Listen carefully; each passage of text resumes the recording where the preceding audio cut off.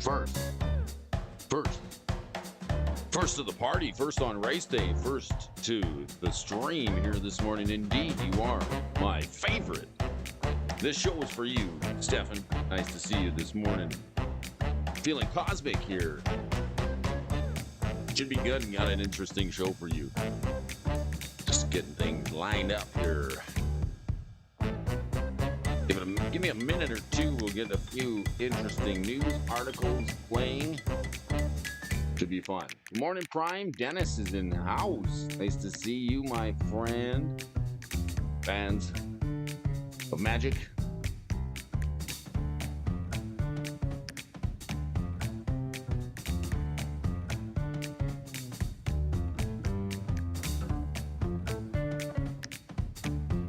Excellent, excellent. I got my coffee. Hope you do too.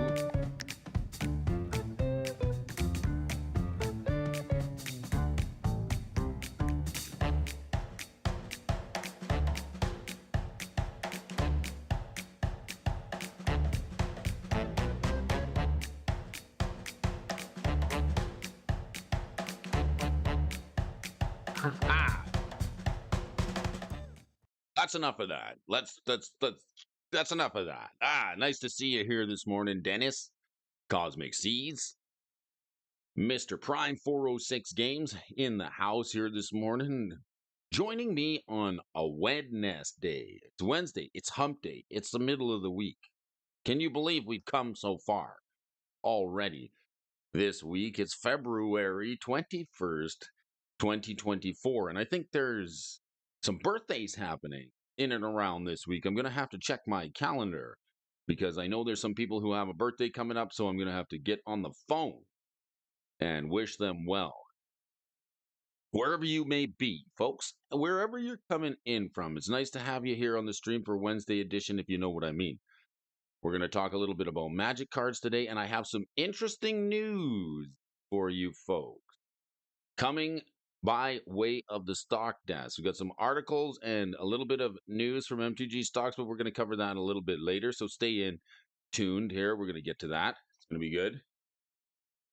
But for all intents and purposes, let's just warm up here with a little bit of AI-generated Magic card review. We're going to review some AI-generated Magic cards. Need to, have to, want to.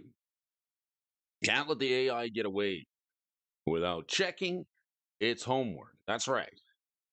So for those of you who are new to the stream, if you're just tuning in for the very first time, let's just warm up the chops here this morning with a little bit of a review on the AI-generated Magic cards.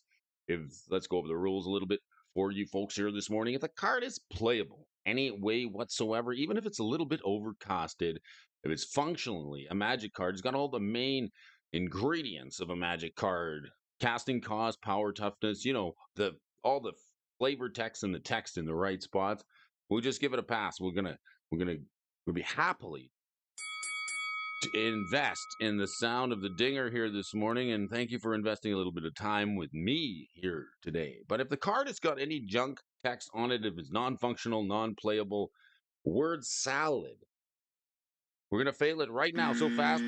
Yeah, you hear this sound? That's the sound of the buzzing cousin. All right, who we got here in the stream this morning? We've got folks coming into the stock desk. Hey, Murray's here. Nice to see you, Murray. I took down a table at Commander the other night. I did. I won a game. It never happens. Happens very seldom that Brody actually, make sure you tell them it happens very seldom. Brody doesn't win too many games, but I sure have a lot of fun doing it. The new deck, the Bullsat deck, okay, so I got to share this with you folks before we get into rating these AI-generated Magic cards. Happy late birthday, Steph. Sorry I missed it. It's all good. I was everywhere and smoking almost every hour on the hour. Smoke them if you got them. Yes, the new Bullsat deck. Here's an interesting. I heard back. So I don't know if you folks from last week. Somebody made a video on the internet talking about old school Magic the Gathering cards, and I said something to the effect. I said, you can't talk about old school unless you talk about Brian Wiseman. And what happened was I went over to Brian's channel And I checked out his old school deck build. And then I noticed he had some new commander decks up. He had a new commander video up where it's called The Streak. He went on a 97 and 0 winning streak with this commander deck. 1v1, mind you. 1v1 commander deck, 97 in a row winning streak. So I thought I got to check this out. So I watched the video, I did, and then I wrote him an email. I asked him for a deck list. He got back to me, which was pretty cool. So interesting. I'm just writing him a little bit of a draft right now because he shared the deck list with me. Maybe we'll share it with you folks here today. This deck list is very, very interesting, very good, and very powerful. So I'll have to bring that up a little bit. But I did get to hear back from Brian, so I built the deck and then I tweaked it just a little bit. I added some cards that were very good in 4-player. And it turned out pretty fantastic. Dalton's here. Nice to see you, Dalton. Oh, what do you think of this magic card? Dalton, the Rebuke Artisan. I was discussing the Surveil lands with Dalton just the other day. Dalton seems to think they're quite powerful and quite good, and I agree with him. I was trying to pitch the idea to some friends in the Pillay group, but Dalton was the only one who had my back on those. Some guys said they weren't good enough. But the price of those suckers, he's right, they keep going up. Let's take a look at the Rebuke Artisan. This thing's cute. It's a dinosaur cat. Tap it, put a poison counter on target artifact. Why would you want to? I mean, I guess it works. It's sort of fine, but it's just not really what I want to be doing with my life here. Why do I have to put him on an artifact? I want to put him on a player. 1/2, dinosaur cat. 2 white and 1 for this little gem. I don't know. Let's fail it. Get it out of here. Maybe Gaming Bob will stop by and give us a good reason to put a poison counter on an artifact. Fair and apart. Non-functional. We don't want it. Get it out of here. Sudden Sketch. Is that a real card? No, these are all AI generated. These are AI generated magic cards. We're just checking to see if it's actually functional. So if it's functional, if it works, we'll give it a pass. But if it's got junk text on it, if it doesn't work, if it's got no of the good ingredients, then we got to fail it. This one's Sudden Sketch. How about this one? It's Arcane. Haven't seen the Arcane in a while, right? You know where do you store your Arcane? Where do you store these things? Anyway, the Sudden Sketch. Well, this sketch here, you'd probably park it in an Arcane lot, right? 1 blue and 1 for this enchantment Arcane. Sudden Sketch enters the battlefield. Tap the list. You have 2 or more numbers. Dang! I got 2 numbers. I got 1 for the friends and 1 for the business, right? At the beginning of your upkeep, each player discards a card. Sudden Sketch enters the battlefield. Tap unless you have 2 or more numbers. That alone is enough to flunk this thing. Seems sketchy. Thank you, Murray. This thing is sketchy. This is one sketchy magic card.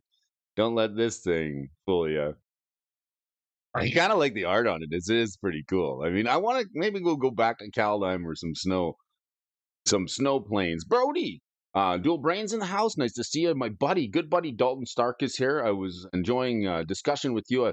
Sorry I didn't have a little more time to chat with you. I had an early day yesterday, and I can't stay up too late on Mondays, especially when it's a school night. But I did have some fun. Where would my numbers lay?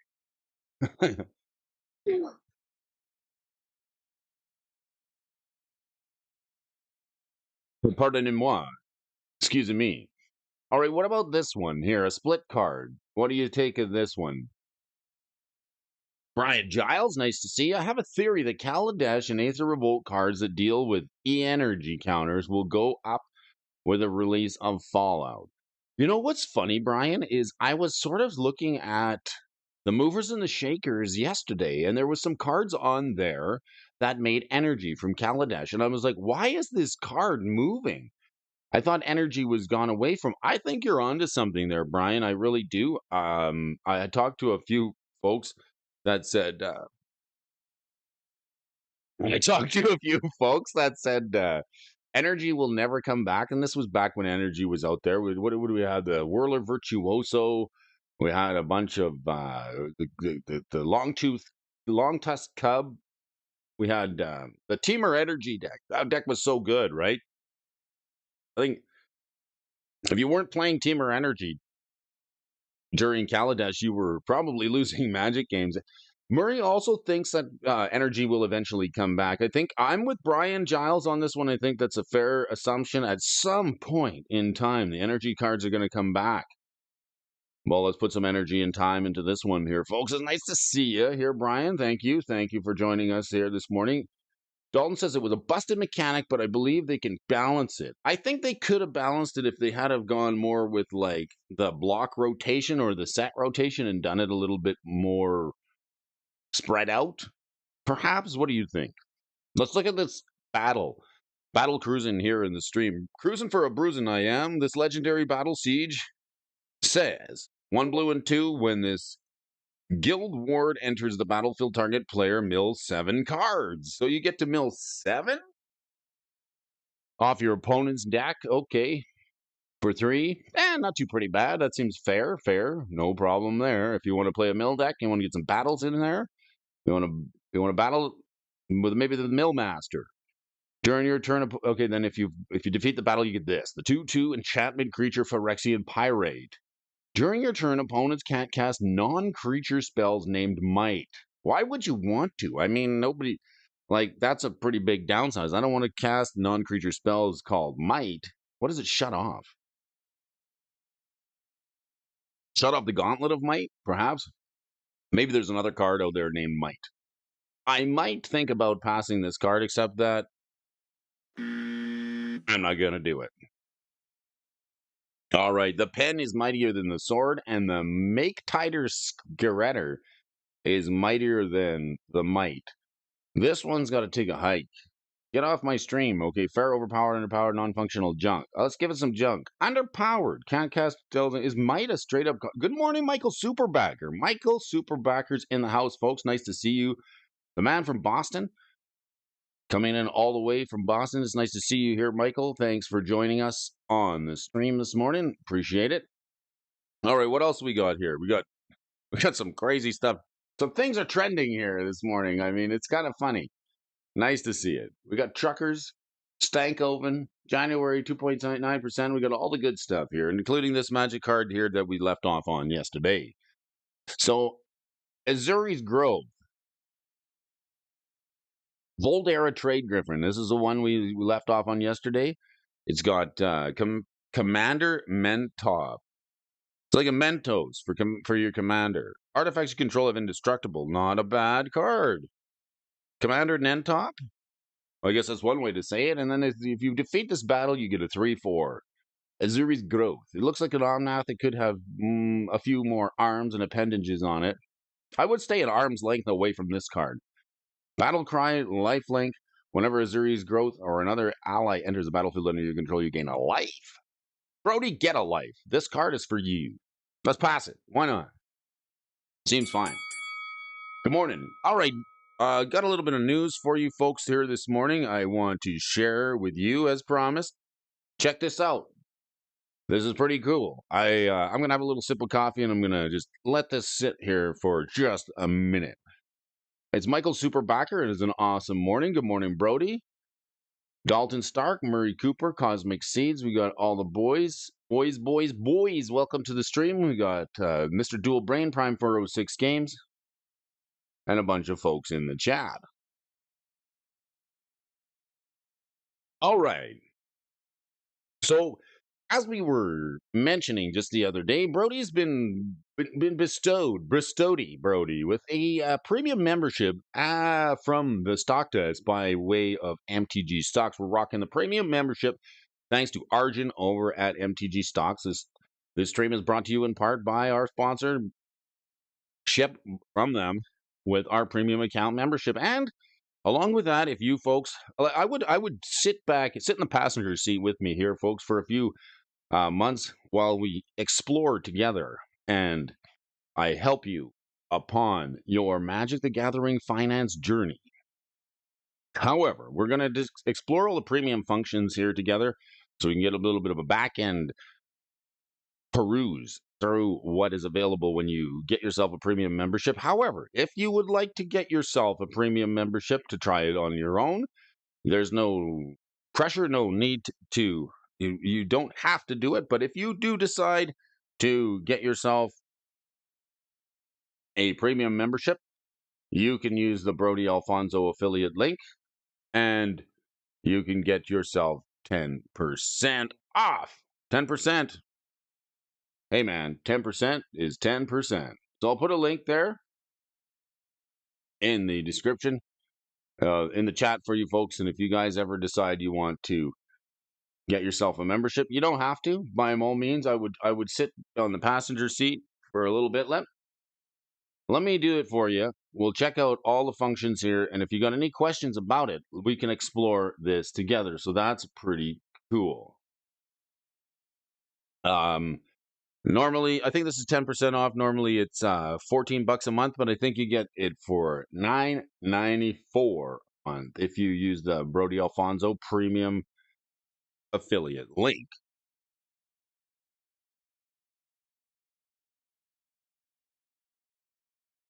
Very cool if you guys want to get one for yourself, or you could just party with me on the morning show. No pressure. What else we got here going on in the way of Magic the Gathering? Let's check it out.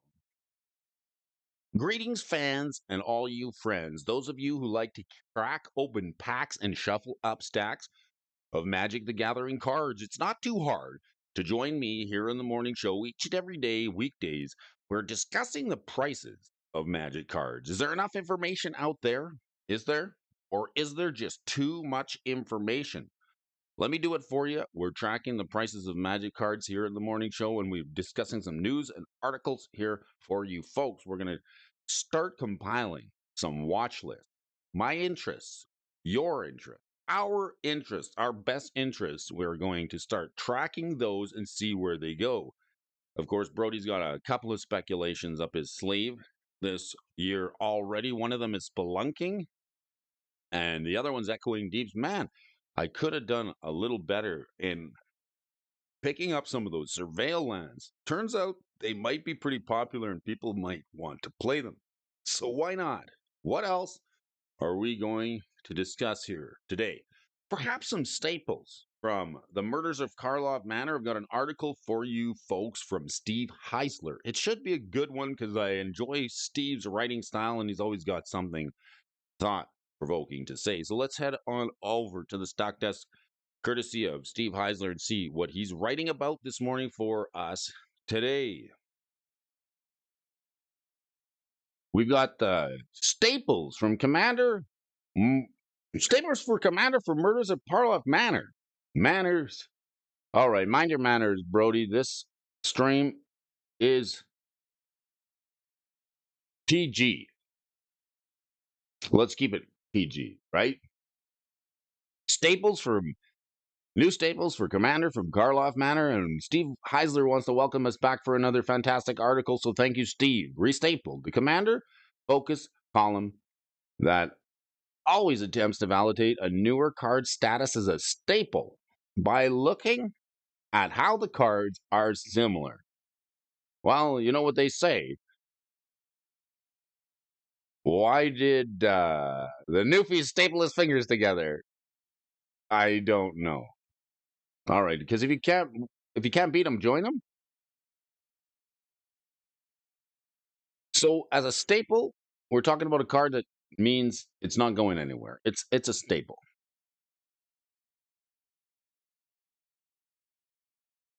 So we're going to be looking at how the cards that are similar and synergistic and competing have fared in the past financially, and today we're looking at Murders of Karlov Manor. All right. The more we dig into the set, the more possible staples we uncover. The set approaches the color pie from a number of different angles. Angles of pie. Delicious. To offer an alternate or enhanced takes on previous effects, no amount of Charlie Day gifts are in front of a conspiracy board on It's Always Sunny in Philadelphia can throw us off the trail. What? Okay. So, Conspiracy Unraveler. Let's take a look at this card here. Doesn't make the make this a little bigger. Let's get large and in charge here this morning stream. That's Wednesday, right? Sometimes I just like, I wonder. Maybe we could have a 4-day work week. That would be okay by me. How many years of these 6 and 7-day work weeks do we got to do, right? All right, let's take a look here. Let's make this a little larger. All right. We're talking about Conspiracy Unraveler, and it's in omniscience. How do you folks say it? Do you say omniscience or do you say omniscient? I thought it was omniscience, but I've heard it as omniscience. No worries, no foul. I just want to know which is the mispronunciation so that I can use the mispronunciation. Omniscience is an insanely busted commander staple, and Conspiracy Unraveler is so similar. I had to read it numerous times to be sure it wasn't until I collected a bit of evidence that I grasped just how effortless it can be to hit even a number as high as 10. Cards like Lorien Reveal, Treasure Cruise, Dig Through Time, and Seagate Restoration can easily find their way into the graveyard to kick off the process. Then players can cast Expropriate practically for free, and these are some big mana examples. But over the course of a normal game, there will be certainly a decent pile of smaller spells and creatures available by the time Conspiracy Unraveler really becomes relevant. All right, if he has to read it several times, Brody's going to have to read it a dozen times to understand it. It's Wednesday, so I got a bit of the Wednesday omniscience. Yeah, that's how it goes. Omniscience. That's how I say it. Well, good morning. Hot dice in the house. Get your hot dice. Get your skis shined up. Get your hot dice rolling. Nice to see you. Twiddler's in here in the morning. Nice. Omniscience is the wrong one. Omniscience is the way to say. I say omniscience, but I've heard it said omniscience. So what's this Conspiracy Unraveling, right? All right, 5 mana and 2 blue. There's a 7 mana 6/6 Sphinx Detective, right? All right, let's leave the Sphinx jokes out of it, right? All right, let's see. Flying, you may collect evidence 10 rather than pay the mana cost for spells that you cast. To collect evidence 10, exile cards with total mana value 10 or greater from your graveyard. What? So this is something that allows you to just straight up, like I'm calling it almost like a version of Delve. That's what it looks like to me, right? Good morning, Twiddler. Nice to see you, buddy. You should be so omniscient to join us here in the stream. This collect evidence 10, so it's almost like Delve, or it's Delve mana cost, right? It is. So you collect evidence 10 rather than pay the mana cost for spells that you cast. So if you got the Sphinx, you get a 6/6, and then you can just exile cards from your graveyard with mana value 10 to cast something, anything. What are you casting with this? 2 ads are better than 1? Of course. We got the dual brain and the dual eds here. So we're talking about Conspiracy Unraveler, a rare card from the Murders of Karlov Manor, perhaps a commander staple, something that can help you cast some big bombs. It's the Bomb Diggity.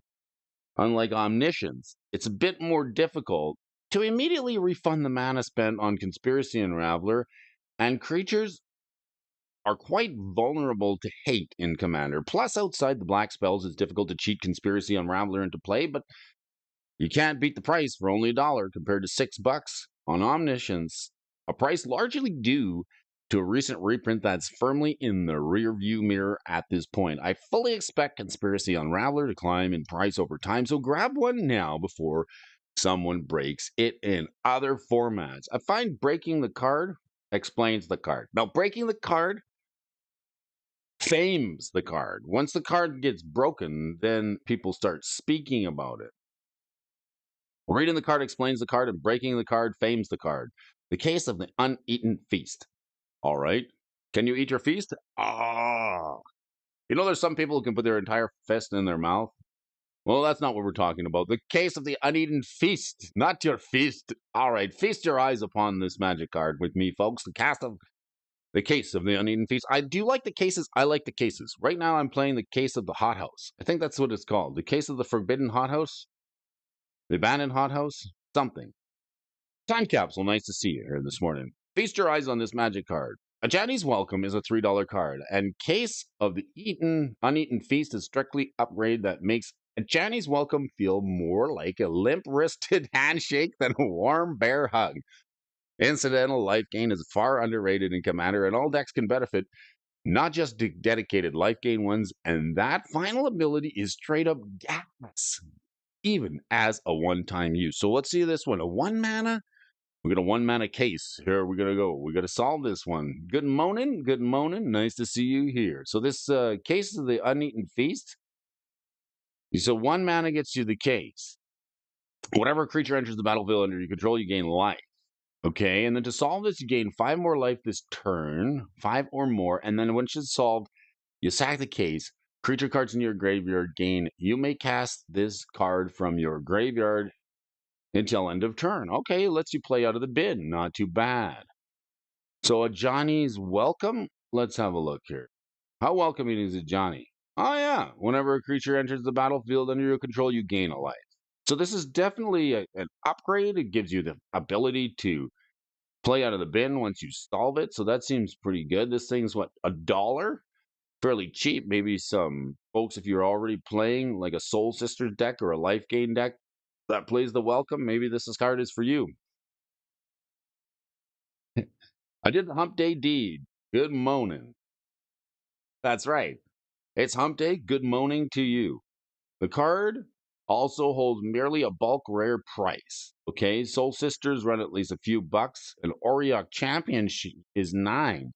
Oh, this is the one with the fuzzy Raver headgear. I love this card. It's quite good art, right? You get these are hats that are like popular. People wear these hats at raves and stuff. I swear. Is that what they're going for here, or is that hair? I can't tell. So none of these can compete with the Case of the Uneaten Feast's flexibility to dominate in the late game, and a few new cards are as clear cut as this one. Status, new white staple, the Case of the Uneaten Feast. It's an Asterion combo card. Very nice. All right, connecting the dots. Let's connect the dots here this morning. Connecting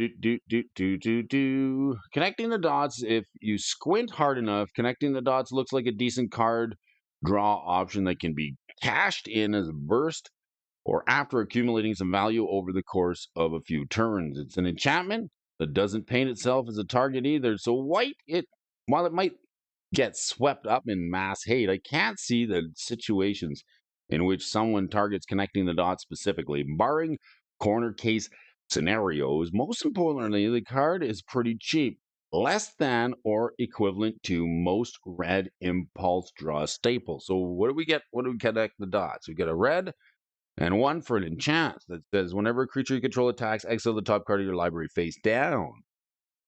A red and one, discard your hand. Sack connecting the dots and put all the exile connecting the cards, connecting the dots into. Oh, it's like a Bomat Courier. You know how the Bomat was so good?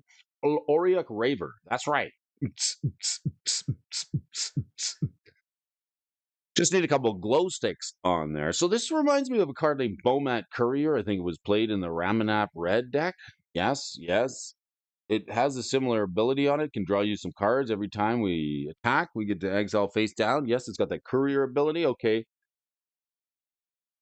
Now there's a slim chance you cast this card and exile a few off the top and pass the turn, and only to lose those cards forever to austere command, right? That's the one that destroy all artifacts and destroy all enchantments. Slim chance you're going to get austere command with this, right? 6 mana, and if it happens, pay attention for the next few dozen times you cast the card, and it's likely you'll see how resilient it can be. Status, according to Steve Heisler, another new red staple. Fantastic. Fantastic. And this one here, so let's keep an eye on that one. And this one here, we're talking about some staples for Commander for Murders at Karvlov Manor, the Immortal Obligation. I feel like it's my moral obligation to stream this information to you folks here this morning. I heard an article at the cardiologist talking about his big heart.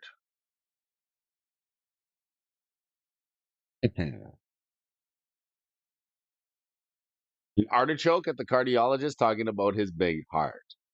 Okie dokie, artichoke. I like it. Keep them coming, Mill Master. Feeding the stream a few puns. Exactly. Because if I come for the Magic the Gathering, stay for the puns and zingers, right? Immortal obligation. Most cards that offer your opponent's benefits have very few uses outside of dedicated one-theme decks. Outside of those, they range from actively bad secret rendezvous to seemingly decent but actually actively bad. Jailbreak. Is that a card? This is a bad card. Return target permanent in an opponent's graveyard to the battlefield under their control. When that permanent enters the battlefield, return up to one target permanent card with equal or lesser mana value from your graveyard to the battle. Yeah, this is bad. Immortal Obligation and Slapstick Mage. Snapcaster Mage. All right. Return target creature card from an opponent's graveyard to the battlefield under their control with a duty counter on it. Oh my goodness. Did you duty yourself or did you duty your opponents? For as long as that creature has a duty counter on can't get past the duty. All right. It is goaded. It duties itself and then it's goaded. And then it can attack you or a permanent you control and can't block creatures you control. Okay, well, return target creature from an opponent's graveyard to the battlefield under their control. So they get something back and it has the duties. And then for as long as that creature has a duty counter on it, it's goaded and can attack you or a permanent you control and can't block creature control.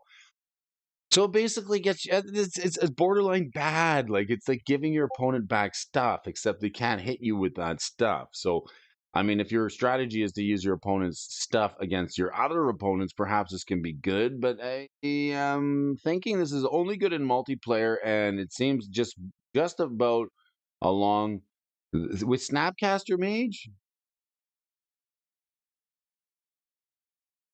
I mean, I guess you can Immortal Obligation your opponent's Snapcaster Mage? Is that what you're thinking?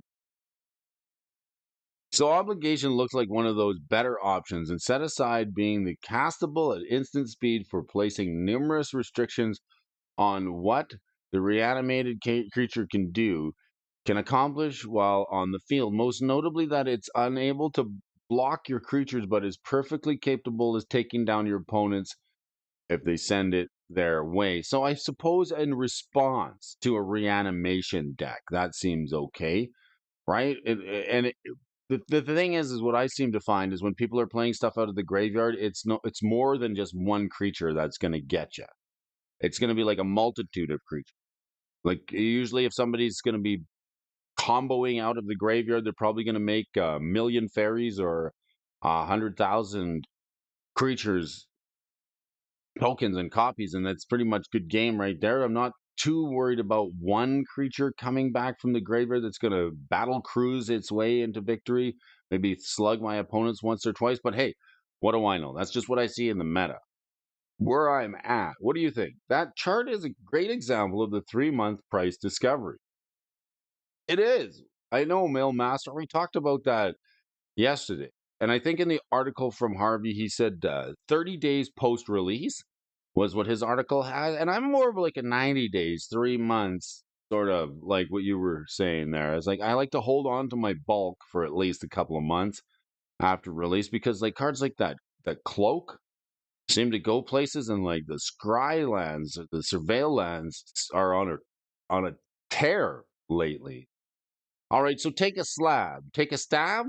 All right. Sure, let's take a stab. Of all the cards mentioned above, I'm most skeptical about Immortal Obligation for the reasons outlined above. Any cards that are seemingly group hug that you found good for us in Commander, well, my luck is with it. My luck with them is unfortunately quite poor. Why help your opponents when you can help yourself? Truly an unsolvable mystery. I like it. Steve, thanks for the article. I'm going to have to give you some props over on the Twitter X. I'm going to shoot you a thank you for this article. Steve's a writer from pop culture journalism covering comedy, games, television, and film in the tech industry. Has been working and published in Rolling Stone's GQ, Variety, and AV Club. Fast Company and the Chicago Sun-Times began collecting Magic cards during 4th edition and placed Commander and Modern primarily. Enjoys tennis, Dark Souls family of video games, and supporting live comedy. He lives in Chicago with his cat, Rosie. Any folks here from Chicago? Chicago. Hey, home of the Bears. I got a little cup of coffee here this morning. That's a decent article. Thank you for that one, Steve. I'm going to just bring up a little something to take a look at here this morning. Bullsat. What does that mean to you? Bullsat.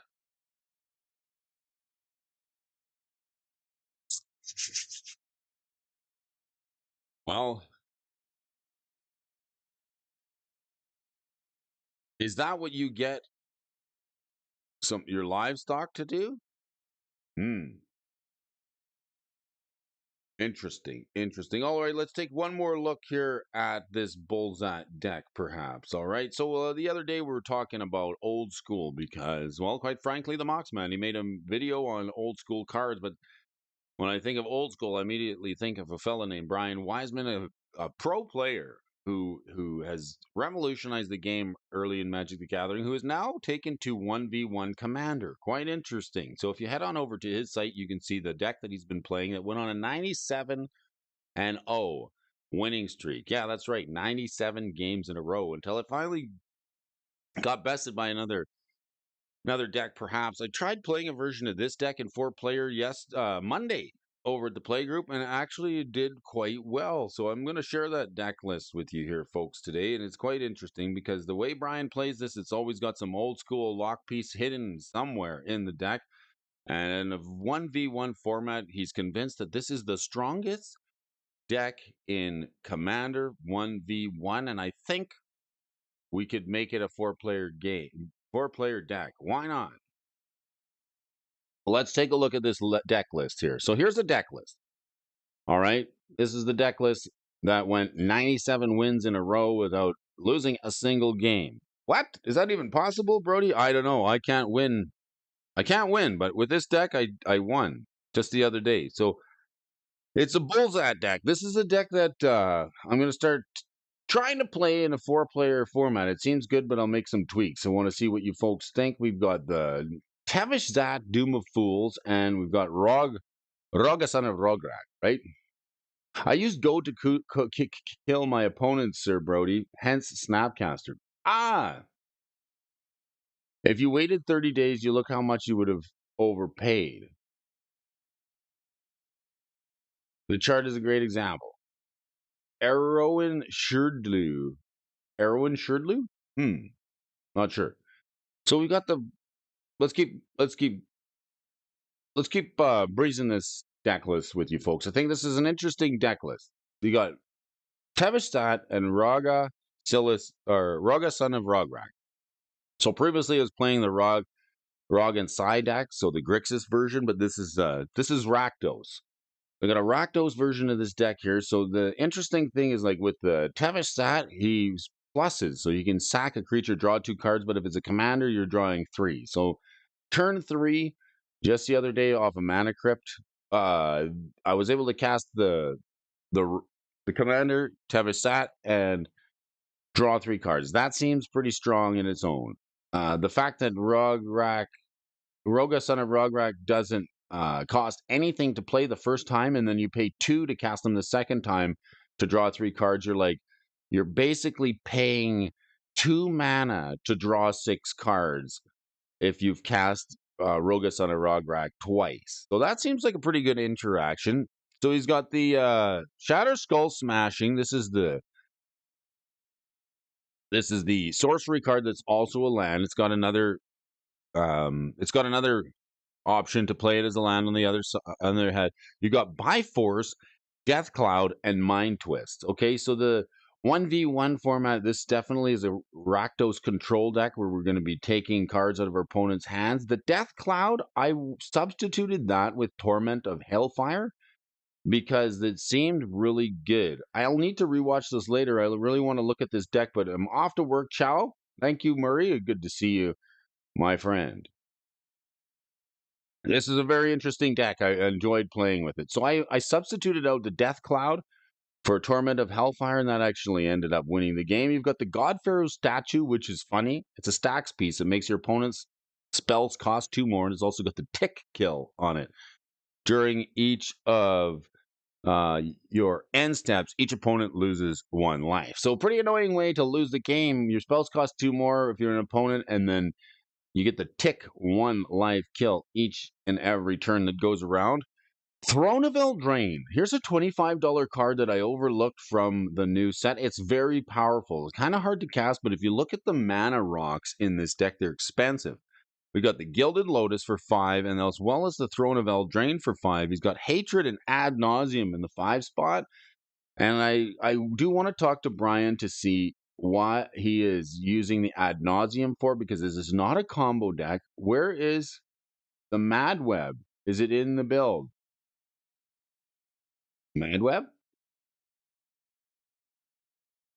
What am I missing, Seeds?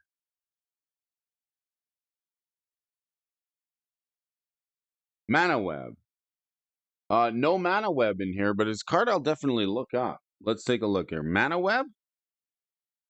Mana Web.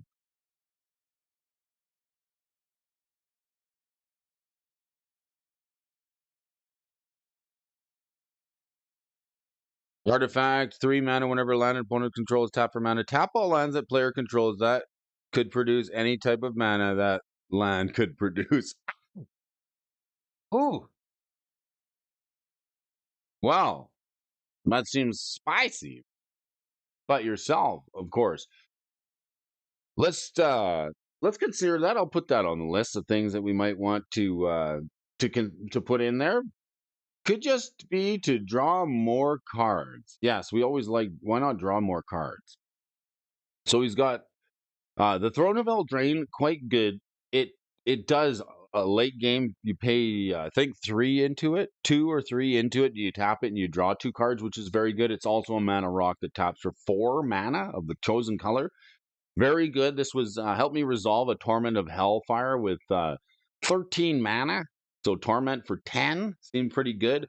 Now check this out. A card that I added was Tigrid, God of Fright. Okay, so Tigrid, God of Fright. This is a card that I added. This is what ultimately won me the game. Tigrid, God of Fright. Tigrid. Tigrid? I think it's Tigrid's Lantern. We've been spelling it. Tigrid, God of Fright.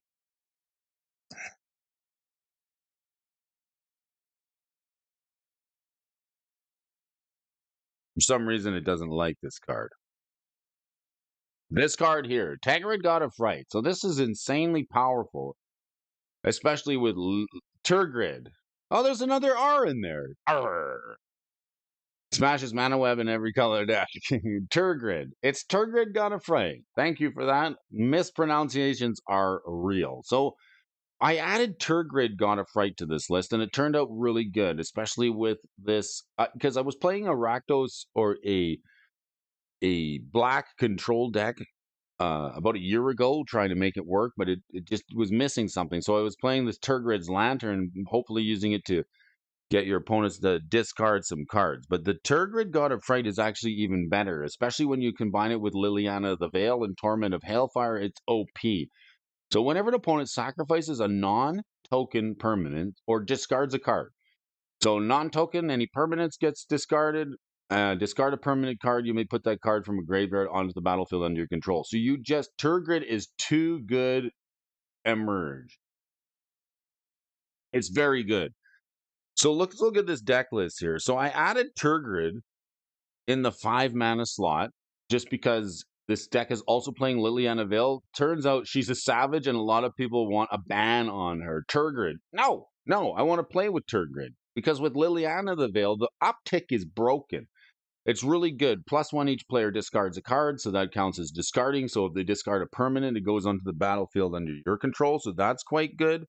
Very, very, very good. So I put Turgid in the 5-mana slot because she works well with Liliana of the Veil over here. I think is Liliana of the Veil. Yes, Liliana of the Veil is in the deck list, and then all the removal here is quite good. Even a card over here like Angrath's Rampage, which makes opponents sack an artifact, a creature, or a planeswalker. So the sacrifice and the removal in this deck is quite prolific. There's lots and lots of removal here to speak of. We've also got the Deadly Rollick, the Free Spell. I'm not too sure what we're ad nauseing him for, and Tainted Pact. I'm going to have to talk to and ask Brian to see, because this is not necessarily a combo deck, so I don't see what we're ad nauseing for in Tainted Pact, and you generally see that in decks that are playing combos. Definitely a fun sacrifice deck. I don't want to ban. I like challenges. This one here, this is a card that I don't see many people playing. In fact, gotta go to the safety meeting. I'll come back. You still around? Safety meeting. Is that code for something? I've heard it is. This one here, this club, this honor-worn Shaku. Quite an interesting card. It's a 3-mana artifact that taps for mana, and you can tap an untapped legendary creature you control to untap it. So I think we're just trying to make ramp. I made so much mana with this deck, it was great. I had a good time. So Yawgmoth's Will, Liliana of the Veil, Necropotence, Deflecting Swat, Duretti. The Blade Reforged, another great card. I found was quite strong, and if you're making artifacts, then you can definitely use the Duretti to control the board and blow up people's commanders. But the other interaction that I found was really good is this card over here, the Mount Doom.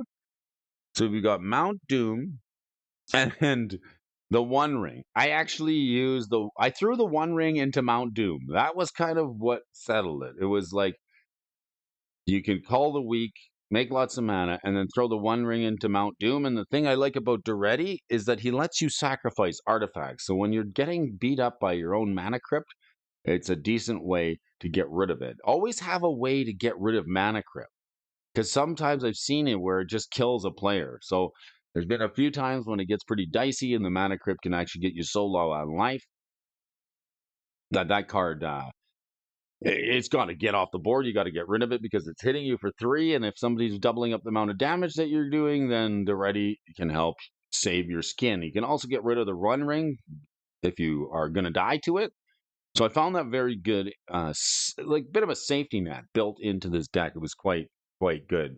Lots of removal: Call to the Ring, Dark Confident, Demonic Tutor, Diabolic Intent, Feed the Swarm, Sheoldred's Edict, Tainted Pact, Hymn to Torak. And this is where this is kind of a 1v1 deck. So he's playing cards in here like Duress and Thoughtseize and Inquisition of Kozilek. So what I went ahead and did is added a few cards that says each opponent discards a card, one of them being Vicious Rumors. And there's also an enchant that makes each opponent discard a card. Maybe a better choice for discard and control in a 4-player build. Have an awesome day. I'm off to work, clocking in for work in a few minutes too. Thank you. Bumping elbows. Nice to see you, Stefan. Enjoy your day. Thanks for spending a little bit of your precious, sweet, precious time with me here this morning. Nice to see you. 1v1, this definitely is hard to beat. Yeah. So I'm going to try and maybe put my own spin on it. I'm going to add Turgid. I'm going to add I added Torment of Hellfire, Turgid, and then Port Razor. I ended up kind of taking my opponent's Port Razor with the Turgid, Liliana, and then like Turgid and then activating Mount Doom to destroy all creatures except for Turgid and the Port Razor, and then just sort of taking 3 combat steps a turn to smack each one of my opponents. So that, followed up by a 10-point Torment of Hellfire, seemed very good. So I was considering Port Razor in the deck for the extra attack step. It's debatable. It's on color. It's the right color, but I don't know what you folks think. So, excuse me. That's where we're at with this deck here. Very, very interesting. Whoa. What's that? Do you hear that? Is it running Dictate of Erebos? Is that Dictate of Erebos I hear?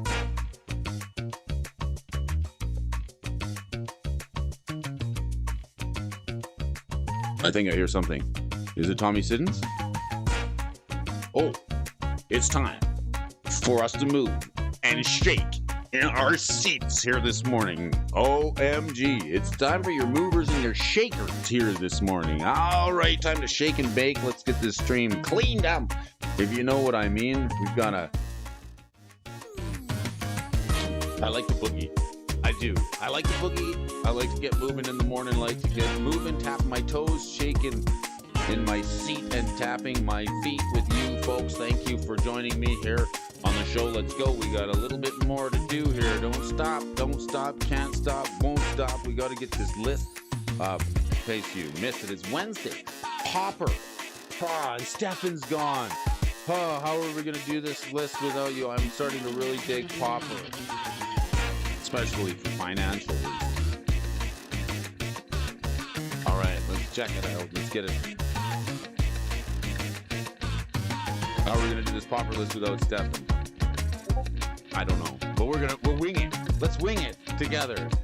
All right. Oh, what's we got here? We got some spoilers. Spoilers from Murders at Carlyle Manor? No, from Thunder Junction. We got spoilers. Interesting.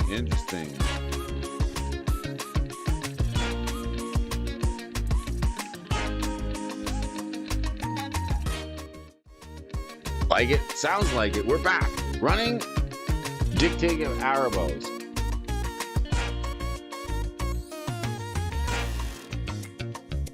Woo! All right, these are your movers and the shakers for the Popper list. Modern Monday, Tuesday Pioneer, Wednesday Popper. And if you like popping off in the stream, you can join me here this morning. If you know what I mean, it's February 21st.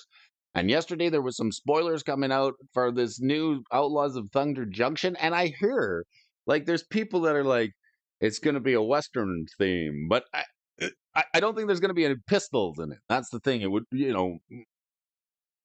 Wizards of the Coast would refuse to put any pistols in a Magic the Gathering set simply because it will probably ruin the magical experience that they've developed so hard in the game, right? All right, Lotus Petal. Just such a great common card. All right, for all you commoners here in the stream, it's me, the common man, the working man, for the working man, Common Brody, bringing you some clutch commons. I just want a cowboy hat, right? Actually, Michael Superbacker, I'm sorry it wasn't on the Discord very recently. I noticed you sent me a very nice message on Discord. I heard you're shopping for a cowboy hat, and you might have landed on a Stetson brand. What are we here? I'm running a Lanning. That's right. I've had this. You wanted a video on the lore of this hat. Well, I'm gonna have to do so. The lore of the Brody's hat. I've had it for a long time. You want a cowboy hat? I know. This Outlaws of Thunder Junction might just be up my alley. It depends if Oko's waxed his chest or not. So maybe if he lets it grow in. They use lame magic crossbows. Dang it! All right. We're talking Popper here today. Anything can be a Popper card as long as it's been printed in common once upon a time. Lotus Petal, a card. It's up $20 for this card, and this is the list version. Why not? I'm very lucky to have kept my Magic cards from years ago because I have several of these Lotus Petals from Tempest. And I remember getting them. And they were very cheap. And we were like, oh, it's like a little piece of a black lotus. It's like one leaf off the lotus. May I have a leaf, sir? It's one leaf off of a lotus. And I remember these things. There were so many going around. Like, nobody cared about these common lotus petals. Like 4 lotus petals, throw them in your deck if you need to fix your mana. Here we go. Now let's look at the chart on this. Since they came out, since being printed, this card wasn't worth very much. It was even less than what the chart is showing here, I'm sure. It's showing $3.50, but I don't see that being a thing. We've got a tick up in price all the way to 20 to 30, almost $30 on the Tempest version. So this card's quite good. It's going to see more reprints. It's just got reprint equity written all over it. Popper card, also played in Legacy Vintage. And you know what I look at when I'm looking at some of these new sets that come out? I look at the cards and I ask myself, can this be played in multiple formats? For me, if I'm looking to speculate on a card, I'll give you $5 for one. Just kidding. I only have a play set. I think I did part with a few of them because I had a plenty of a Lotus Petal, so I'm down. I got a play set that I hold on to, 4 copies, so I can even play Legacy. But that's where that's the world we're living in here. There were so many of them going around, nobody even cared. Now they're $20, so they get expensive. So let's just see here. Where was I going with this? For me, if I see a new set come out, the first thing that I look at is like cards like Ledger Shredder. Here's a card that I thought was definitely going to be a straight to modern card, and it was.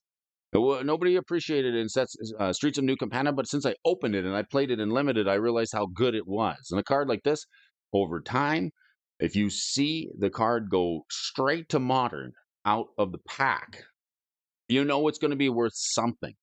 It's not going to be a nothing card. If you see it go to legacy and into vintage, you know you've got something there. So I like to see these cards that go straight to modern. I would like to see where the Surveil lands are going to end up. Is it going to be the way of the Lotus Petal, where they're played in legacy vintage? And even though it's a popper card, it still sees play in multiple formats. And that's why this card has seen some stability over the years, and it's not going anywhere. It'll definitely see more reprints. People are going to want it.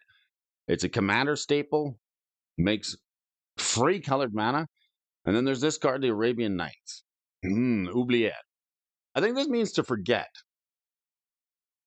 This one basically makes a creature phase out. This is black removal at its finest. But for playing Pauper, this one was printed in common slot only in Arabian Nights. And since then, I think they've shifted it up. Oh, no, it's still in the common slot. It's just a little cheaper. Nope, I was right. I like the art, the way they did this one. They've got the guy down in the grading, and then you've got the guy trying to get out of the grading. This card is great. It is a dungeon, but oublier is to forget, so it stems from that word. You're thrown into the dungeon, j'ai oublié. Okay, it is a dungeon.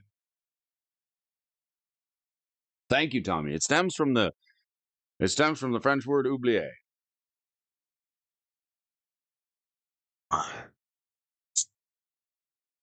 All right, well, we can't forget about this card. I'm actually getting kind of bored of seeing this card on this list. I don't even know how many times I can talk about it. It seems like it keeps recurring on the popper list again and again, which means it's quite strong. How the last time we saw it, I'm gonna have to check back. Last time we saw it, the card was on the movers and the shakers list at least a week ago, but now it's like we look at the chart on it, it's still seeing some strength. So it doesn't seem too bad. Yo, Anger's in the house. We're talking about Popper. We're talking about Oubliette. We're talking about where we're going to see it, mostly in Commander 1v1 in Sholdred, the Apocalypse. Does it seem that good of a removal? I guess so. It phases out a creature, and then it gets tapped when it phases out, and then while it's phased out, they pretty much don't exist. I don't know why they didn't just go exile. Kind of strange. But this card is definitely an interest from the Arabian Nights set. If you want the cheap version, just get yourself the double masters. It'll only cost you $1. But if you can find it in Black Border, if you want to spend a little money, why not? The Arabian Nights version is a way to bling out the popper deck. Night's Whisper. You draw 2 cards and you lose 2 life. Decent card. $1. A real oubliette was a cylinder that went into the ground. It was for prisoners, and it was wide enough to sit. You were permanently standing. OMG, that sounds terrible. Well, thank you for clarifying that. I had no idea that was it. That sounds like the stuff that humans did. Like as a species, like you gotta give it to humans as a species. We have done some messed up stuff over the decades, over the centuries, over the years and millennials. There's definitely some crazy ideas that have transpired throughout humanity's existence, and that is definitely one of them. My goodness. Almost makes me cringe when you hear that. Holy smokes. All right, so what else have we got here on the we got Knight's Whisper. This one draw you a couple cards. It's from the Masters set. What are we here? Mystery Booster. Oh, this is from the list. Okay, fine. But it was printed in Eternal Masters. I think I have a box of that around here.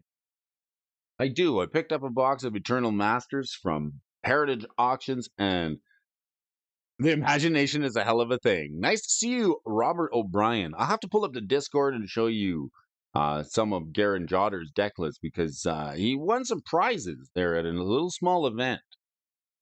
Who was I talking to? They said they went to it was I think it was Tommy. He said he went to an 8-person event and got some prizing. Well, that's a good way to get up in the game of Magic the Gathering. Get out and play. Some of these F&M promos can be quite good over time. Like the Finale of Devastation, that's a card that was a promo, as well as Anointed Procession, that was a promo. And some people just gave them away. They didn't even care to keep them. So always pick up the promo cards. It can give you a bit of an advantage if you go to these F&M events where they're giving out promos. It's very good. 14 people. Very nice, casually small competitive REL event. Excuse me. Nice Whisper. This is a nice card. And a hush falls upon the crowd here this morning. Nice Whisper. We can take a look at the chart here. Brody just wants to put lines on chart. It's not bad.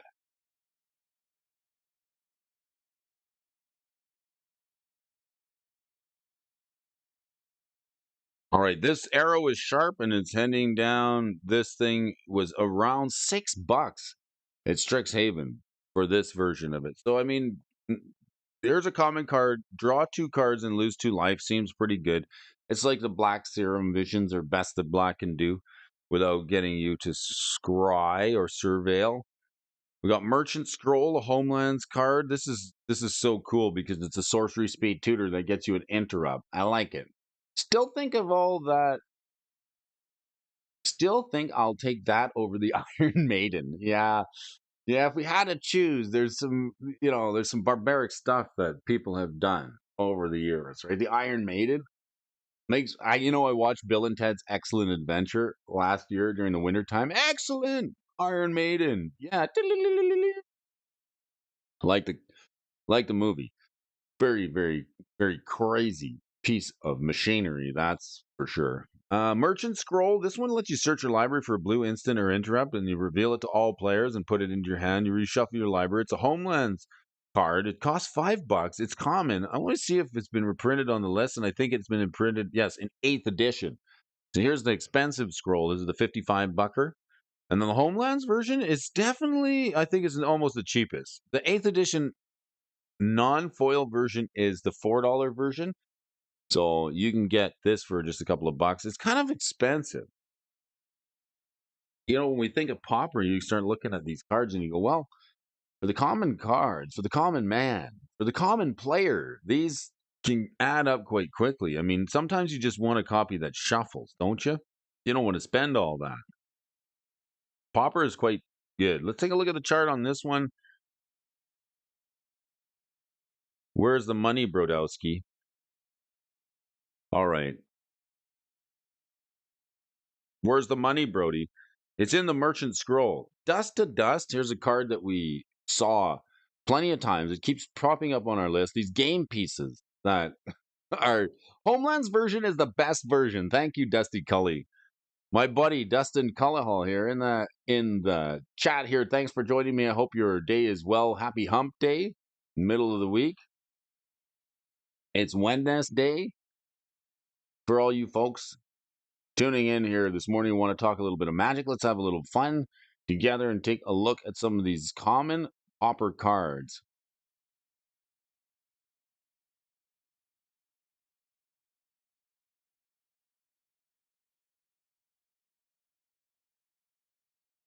What else we got? We got Dust to Dust. There was Ashes to Ashes. as well. I think somebody mentioned that on the stream just the other day. You got the black ashes to ashes, and then you've got the white version is the dust to dust. The dark version, the one from the dark, I think for me is the best version.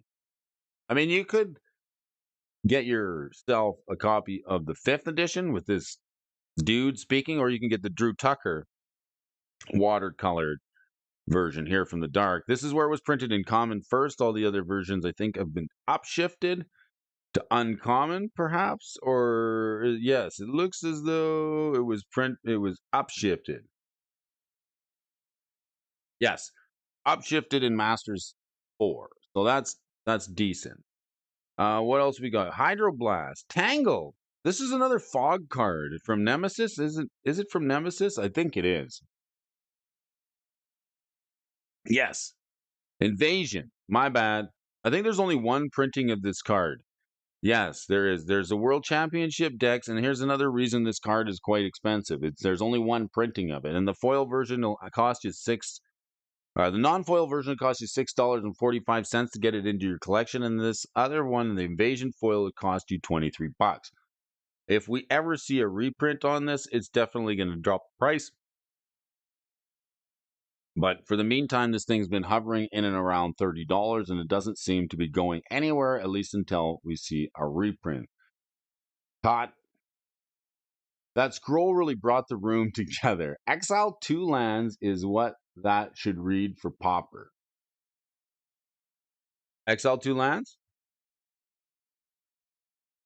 Let's see here. We're talking Tangle, Dust to Dust. Exile 2 artifacts from the game. I like it. Okay, so Dustin's saying what you're going to be doing in Pauper is exiling lands that also count as artifacts. So there's the tech on this Dust to Dust. What? I go, how did I miss that? Oh gosh. See, sometimes the mouse doesn't quite get on the wheel. Sometimes the mouse falls off the wheel and I just can't see the tech. But thank you, Dustin, for pointing that out. So in Pauper, I guess the way we're playing this is to make your opponents Pauper's best lands are the artifact duels. So I guess this is a way to remove a couple of lands in white from the battlefield. Okay. Very, very thank you for that. Dustin, appreciate it. Appreciate it. Thank you. We need you in the stream some of these days. All of these days. We need you in the stream in the mornings. If you can make it. Appreciate it. Thank you for spending a little bit of your time here with me. It's nice to see you. Hydroblast. I like this card. I like the Pyroblast. I like the Hydroblast. I like the Red Elemental Blast. And I like the blue one. This is a common card. Basically, it's a way to fight the red mages. I throw a couple of these into a Grixis deck or any control deck just because you're always going to have a red player at the table trying to do some shenanigans, especially in Commander. Now, we're talking about Pauper, but there's only so many cards to choose from in Pauper. We only get the common versions for the commoners like myself. This card been going up in price. Look at the chart on this from Ice Age Common. $3.60. Look at the chart on this. I'm gonna have to go through check my bulk and see where Hydroblast is up. Like, look at this card move. It wasn't even 50 cents just a year ago. I mean, out of all this thing was 80 cents a year ago. Out of all the cards from Ice Age who would have gone to $3, this is incredible.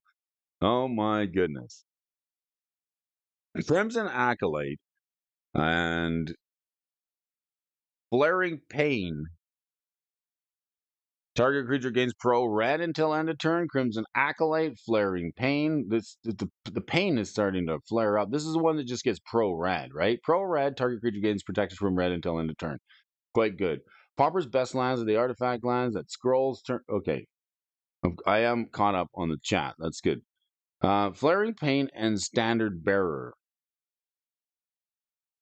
These are all interesting Pauper cards. So if you want to talk Pauper, I'm going to just head on back over to the stock desk here. So if you folks are just tuning in, wanted to mention Brody Alphonso has now been sponsored with a premium membership for MTG stocks. If you want to get yourself one, you folks can use my affiliate link. I put it in the chat there for you folks. So featured here on the MTG stocks website. Brody's got its own uh, affiliate link, so I can put it's MTG Stocks Go Premium. But what I want to look at here, and this is like yesterday, we're looking at we've got penny stocks.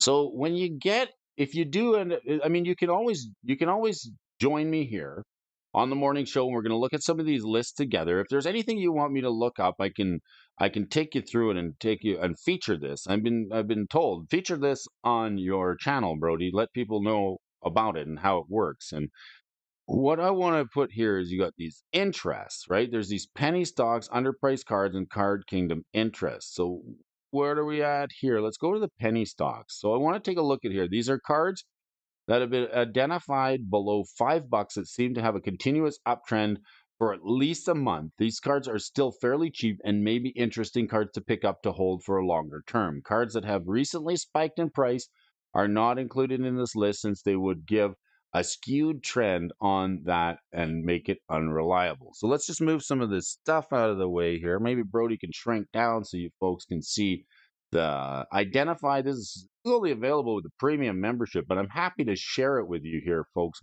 to feature some of the features of this site so we can help get the fun into your collection. These are all cards that are below $5 that have had a steady uptick in price. So what do we got here? We got, this is the card I just bought. Inti Seneschal of the Sun. So let's just take a look back here. I want to just jump back over to the deck list that I was featuring here from Brian Wiseman. This is the deck that went 97 wins in a row in 1v1.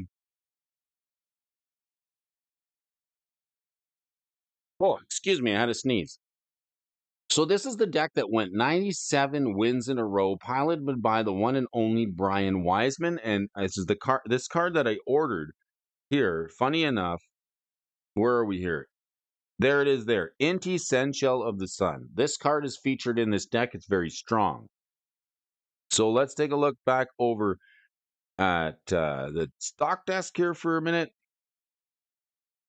as we take a look at some of these penny stocks. These are cards that have been identified under the $5 mark and have been moving up in price very strongly. Flaring Pain, they must be talking about my back. I know, right? Flaring up there this morning. Back at it. So we got Minas, the Trillis Showcase Foil, Expedition Map, and Borderless, Whisper Silk Cloak, Galadrim, the Brigade, Galadrim Ambush, Mistral of Lorien, Sun Titan in the oversized version, Wrath of Raptors. And I'm just going to scroll this by so you folks can have a look at it, and feel free to watch the replay a little bit later if you guys want to take a peek at the list. These lists are always changing, but I'll be happy to share some information from you folks here just to see if you want to try and get some of the fun into your collection. And here we have underpriced cards. So these are cards that have a higher market price than average price could be an indication that the card is slowly supplied, being listed by sellers for too long since they don't realize how much the card is currently worth. These cards can be viable opportunities to get for cheap. So let's take a look here. Simulacrum, Fungasaur, a few of these Alpha, Beta, Unlimited, and Arabian Nights cards moving up. Interesting. All up at least 100%. So we'll scroll this by here and see what is moving here. These are underpriced cards according to the trend line here. We got Green Ward, Wrath of God, Waluli Wolf, Fire Breathing Magical Hack. These are all, I want to see if I can get yes, the art comes up. Very nice. So I'm just familiarizing myself with the way this site works. And then we got the underpriced cards. And where's the one that has the cards under $1? Rapid Riches. This is the feature design. These are cards that have since increased, that were pennies before, 25 cents. And then these cards have been increased to a value of $1 or more on the buy list. So if you're holding any of these are this is a new pricing here for these cards. These are cards that were 25 cents on the buy list and are now $1. So this is where you can go through your bulk, check your bulk, and find some of these. If you want to part ways with them. If you got extra copies, you can get $1 for each one of these from Card Kingdom if you hit it on the buy list. So this is a good way to start. Like what Ed was telling me once upon a time, he said, "Hey, Brody," and this is sort of the mindset that I've adapted. Is like you want to take the bottom half of of your collection, like the bottom half of the bulk. Now, don't leave yourself short-handed. Like don't go down past your last play set of say Hydroblast or something like that. But if you got an extra chaff and you got extra bulk, you want to take the bottom half of your collection and try and roll that into something a little bit more expensive. And using the buy list is a way to do that because you can find $1 for each one of these cards, including is Hurkyl's Recall from Revised only $1? I mean, I think it's a rare. I'm not getting the art on the penny stocks. But yeah, what a bum. What a bum rare for only $1. Right, Millmaster? Oh, what a bummer. All right, let's see. So we got Mistress Bobble from Cold Snap. These are, I'll roll this by so you folks can have a look at it here. If there's anything that you see that you're like, hey, I got a 37 copies of that, maybe that's a way to get some fun into your collection and start maybe putting together a buy list for yourself. I'm definitely going to be starting to look at this. Lure 30th Anniversary Edition. Ugh. Wall of Water, Chaos Dragon, and a few other Gavany Township. It's cool. My wife signed me up for an experimental pile surgery. Oh, all right. And what else do we got here? So yes, if you folks want to, if you want to, if you want me to help you down your Magic the Gathering finance journey, you can see Brody is, hey, bro to the D, good morning, everybody. We got 4 keeps in the house in Benson. Nice to see you here, folks. We're just talking about the premium stocks membership that you can get if you so choose. No need to go ahead and do this right away. But if you do like what you see here, we're gonna settle up and get down this Magic the Gathering finance journey together. So I'll be featuring some of the functions as I add them. Also, cards that I want to add to my watch list. What are we going to add to the watch list today? Any from the popper list. Let's see what we can add here. I mean, let's look at this dust to dust. It's been moving quite a lot. How high is it going to go? I mean, look at it. Look at it continue to climb. The dust to dust. This thing seems good. I think we should add this to our watch list. All right. So another interesting feature with a premium subscription is we can go here and have unlimited watched cards. So if you want to add cards to your watch list, you can do 50 for nothing. If you use I've been using the free version of this site for over years. And in fact, I started doing this show using the free version of the site, and it's actually quite good. But some of the limitations on it are that if you want to watch cards, you can only do 50 with the free version. But with the Mythic Edition, you can put unlimited cards on your watch list. So that's kind of something that I want to do here. And let's go my watch list. Let's find the watch list. So you can go over here up to the top and you can hit watch cards. So let's put Dust to Dust in there. We'll add that to our watch list. I know I've got a couple of other cards here on the watch list so far. I've got the Masked Vandal. We added this card yesterday. This card was spiking in price. So the Masked Vandal, and now we're going to add the Dust to Dust. Let's go Masked. This is the Kaldheim foil promo. I think it was up to $6 or $8. Yes, this is a promo. The promo pack foil, is this the one I want? $8.57. So we added this one to the list yesterday. And today we're going to add something else. We're going to add the Dust to Dust, top of the morning. Good to see you. We're going to add Dust to Dust. And it would be nice to sort of sort these watched cards into like buckets. So like, so you could say dual lands, or you could go reserve list cards or standard cards that you're watching. But nevertheless, this is quite good. So we're going to go to the Dust to Dust. We want the 5th edition. Is that right? Dust to Dust, 5th edition. And we're going to add that to the list here. Of course, we got to pick a popper card here. And if you guys got any cards that you want me to add to the watch list, so keep an eye on, let's go ahead and give me something that comes up. Otherwise, we'll add one every day that we do the show. We'll start adding Brody's picks, and Mrs. Alphonso also wants me to add the bottom 10. So I'm gonna go back and start loading up some of these cards into my watch list. As you can see, I've got the Echoing Deeps Spelunking on there and the Masked Vandal.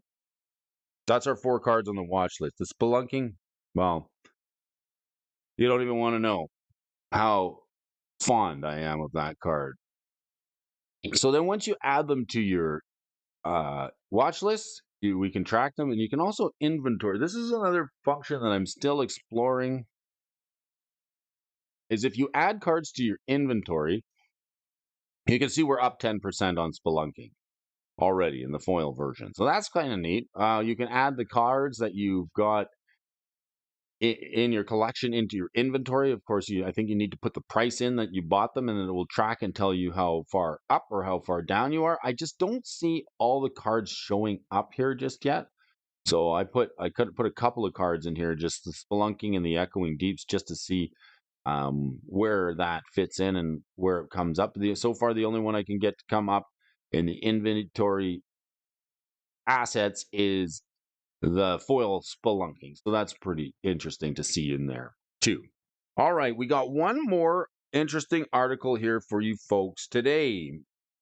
Magic the Gathering Outlaws of Thunder Junction breaking new cards leaked.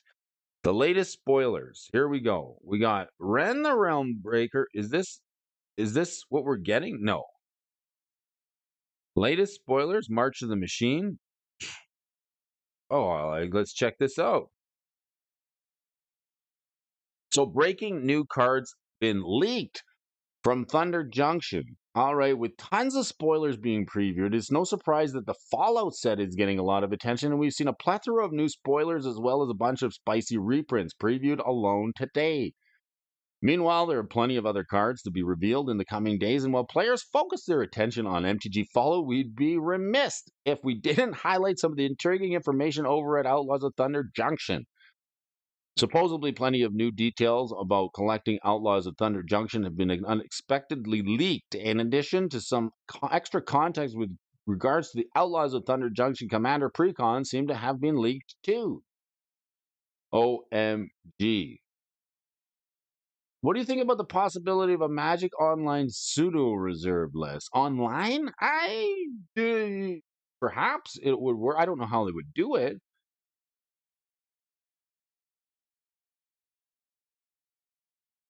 But on the note of spoilers in Thunder Junction, this information was obtained from a Reddit post with a link to the source that it appears to have been deleted. So, as such, we don't have a clear proof of legitimacy whether or not the details provided in this possible article and some tidbits for you folks are completely fake, or whether those would be preferred to wait as an official announcement. Consider this your spoiler warning. Good morning, good morning. This is your spoiler warning. Brody Alphonso, if you don't want to see these spoilers, then just click away. Click away. Don't look at this if you don't want to see the spoilers. But of course, if you do, let's go down the rabbit hole together. We'll start by sharing some potential intriguing changes to the structure of Outlaw Thunder Junction booster packs, the breaking new cards.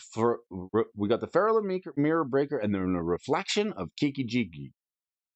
This card gives me a little. I'm feeling cheeky with my Kiki Jiki. It appears as though the play booster is getting a bit of a revamp with Outlaws of Thunder Junction. While each pack is guaranteed to contain 14 cards and 1 token and 1 art, it's actually possible to open as many as 5 rares in a play booster in Murders of Karloff banner.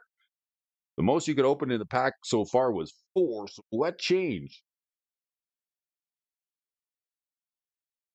Chilling, waiting on a doctor, hopefully getting out today. I hope so too.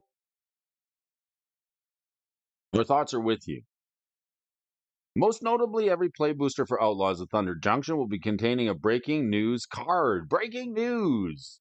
The world's largest bedsheet has been discovered. More on that as the story unfolds. No, breaking news. These cards will all be reprints debuting new artwork with a unique style and news style treatment that showcases the spell in question as a crime. While it's not entirely clear from this description, based on the fact that one breaking news card reprint shows up in each play booster, there is a good chance that these cards could function as part of an unannounced bonus sheet for the set. Wilds of Eldraine featured the last bonus sheet, exclusively highlighting enchantments and varying rarity. And Outlaws of Thunder Junction bonus sheet is a similar fashion, would also explain the chance of opening a 5th rare. Since Murders of Karlach Manor didn't have a bonus sheet, it's interesting that there's supposedly going to be a 20% chance of opening a special card from MTG's history with less than a 1% chance of opening a mythic borderless planeswalker. Players can even find new full art lands in a 16% of the boosters. And it's unclear whether these special cards are going to be associated with the breaking news in some way, since those only show up in a fraction of play boosters. For now, things are a bit of a mystery, but the presence of breaking news card sounds quite intriguing. Collector booster distribution. Well, what else we got? Along with play boosters, the breaking news cards can also appear in collector boosters. Every collector booster is going to be equipped with at least 3 breaking news cards. We got some 5 rare uncommons and a full art land in all the packs. Further than that, 1% of the collector boosters, you can find a textured foil. Texture, yet to do the scratch and sniff cards, but maybe the textured foils will get there. We get the foil treatment exclusive collector boosters, and while pricier, they do come with a nice bonus in comparison to play boosters. The Outlaw of Thunder Junction Commander. Dustin was telling me he wants the command tower from, I think he said he wants 4 of them. The command tower from the new Outlaws of Thunder Junction, the command tower, the best tower. All right, well, just beyond just information about the new set, it appears we also get some clarification of the potential contents of the Outlaws of Thunder Junction commander decks. Recently, we discovered 4 commander deck boxes which were also leaked. While we could make some educated guesses by interpreting the artwork and a brief description on each box, it's difficult to know what the characters represented in each commander deck. Obviously, given this information was leaked, we still don't have a definite confirmation. However, these leaks did potentially reveal that MTG characters, and one of the 4 commanders seem to be featured characters whose namesakes appear in titles of previous MTG cards. So we got Olivia Voldaren, represented Edgar Markov, Gonti the Lord of Luxury, and a couple of other creatures in the 2 commander decks with the Desert Bloom quick draw feature.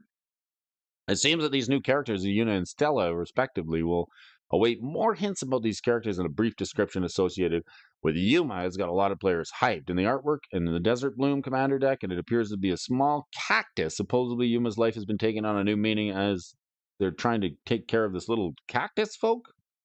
Perhaps it's like I am Cactute. I am Groot. All right, let's keep going. I want to see some of these spoilers from the Reddit post. Where are we here? Is that it? That's all? There's no more? All right, given the general Wild West vibes from the Outlaws of Thunder Junction set, it makes sense that various cards would focus on deserts. Well, what a better way to highlight deserts than with a cactus creature? And interestingly, it's going to see this leaked information be officially revealed in the near future. But for now, we shall continue to wait a further previews that look to be dazzling in the set. All right. So, any leaked cards? What did we get that was leaked? Just the Mirror Breaker card? The Fable of the Mirror Breaker? We already got this card. This is from Kamigawa. Breaking news cards. I guess that's the leak, hey? Well, nevertheless, spoilers continue to be an interesting part of the game. We'll see what happens. This is the new bundle. Anybody getting it? You picking it up? Who can even know? All right, cracking that whip here Whoa. Thanks again, folks, for tuning in. It's been a slice. It's been nice. And let's do it once, twice, thrice here. It's Wednesday, February 21st. I want to thank each and every one of you folks for joining wherever you may be. You've got Brody Dragon along for the ride with you this morning. I wish you well upon your day. And take care of one another wherever you are. If you're getting out of the doctor's office, please be well. Our thoughts are with you and enjoy. Those of you who tune in the morning show, It's the bro. I got to go. You know, it's the bro. I gotta go. I got things to do. I got people to see. I got places to be. I got work to do. Pauper day. I'm feeling quite calm.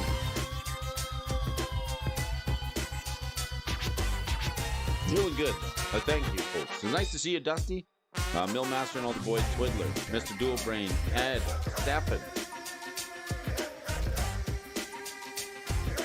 Hot Dice, Tommy Siddons, and anybody tuning in from around the world. It's going to be a good one. Let's go take it out to Ron Burgundy for a little bit of Jazz Flute to send you on your way today.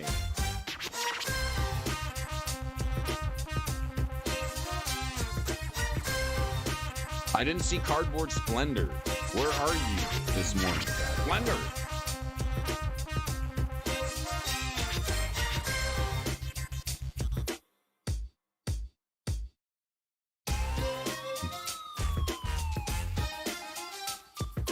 Dalton, Daltanian.